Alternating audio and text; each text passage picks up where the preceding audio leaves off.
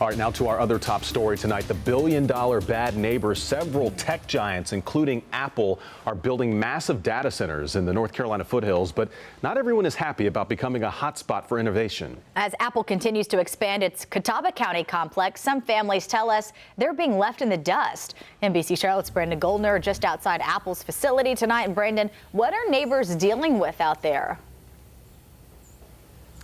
Well, Sarah and Fred, the road we're standing on, this is the center of the issue. It's a private road. The county does not maintain it. So anyone owning land here, from homeowners to Apple itself, they're responsible for maintaining the road as well as having access to it. And that maintenance, that's the issue. Neighbors say Apple isn't holding up their end of the bargain.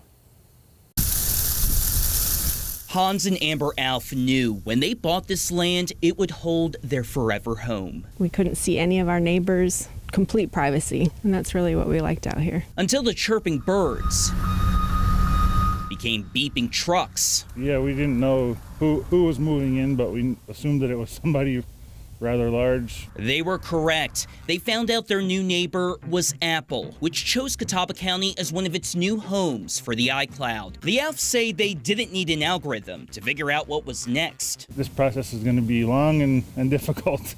As Apple began pushing its construction closer to their home, the Alfs say contractors began hauling in equipment through their community's one-lane road. We felt their construction trucks were too large, too heavy, too many to be driving down there without doing major damage, and they did do major damage.